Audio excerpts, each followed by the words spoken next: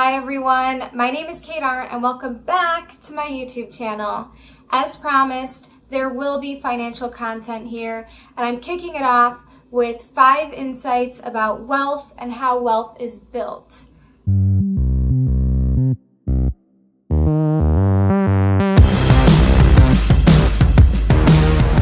For those that don't know, I have been in the wealth management industry for 5 years and counting.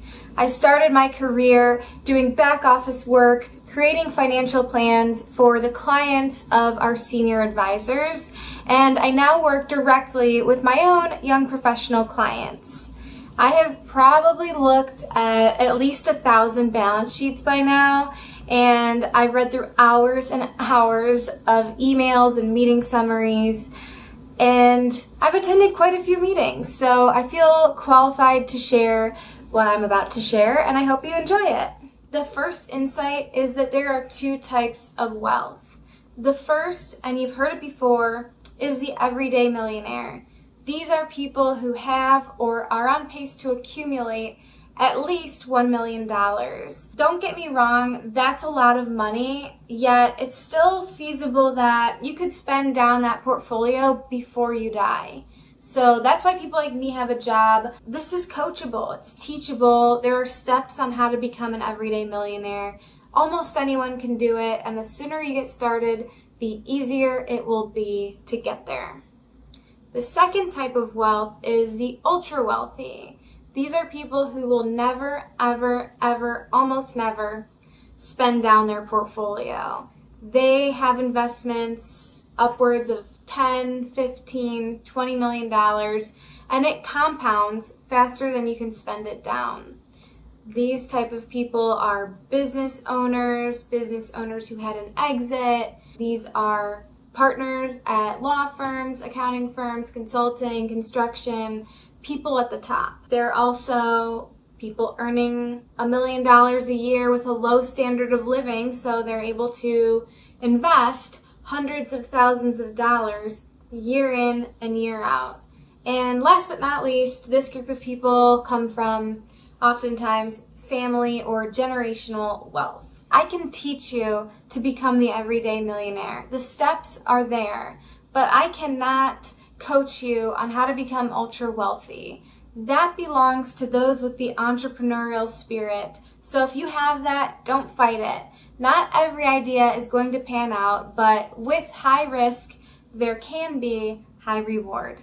I think the second insight will shock a lot of you, especially in the Robinhood era, but most of our clients do not own individual stocks. When it comes to their equity allocation, they own mutual funds. For those who aren't familiar, a mutual fund is a basket of stocks. So instead of owning 1 share of Apple, you would own 1 share of the S&P 500 index fund, which gets you a little bit of ownership in 500 of America's largest companies.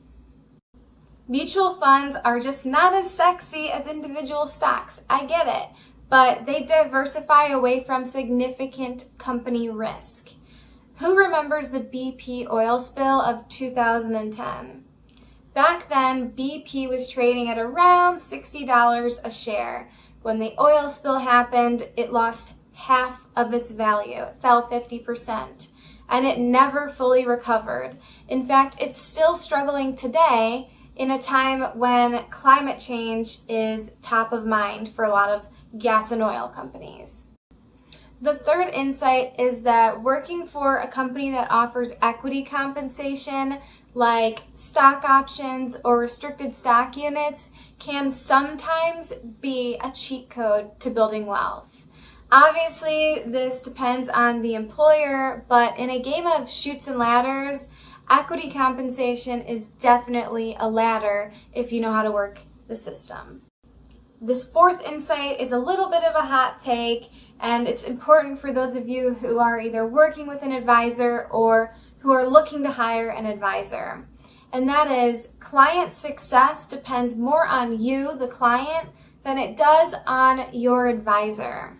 Now, what I mean by this is a good advisor is going to deliver solid recommendations day in and day out, but it's often left to the client to implement those. It's not until you accept that you have to adjust your standard of living and change your cash flow to fit your goals that you will see the progress that you hired us for.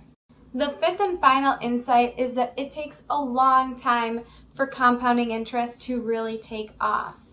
During the beginning years, it's important to focus on your savings rate over your investment returns. You have to get money into the portfolio before it can really start to compound and grow. There will be many years where the dollars added through contributions is larger than dollars added through investment return or compounding interest. That's a wrap on video number 2. If you enjoyed it, please like and subscribe. You're always welcome to drop a comment below if there's a topic you want me to talk about. If not, I'm going to address a very important personal story that I've been teasing you all about on Instagram. Be on the lookout. It's going to be juicy. Peace.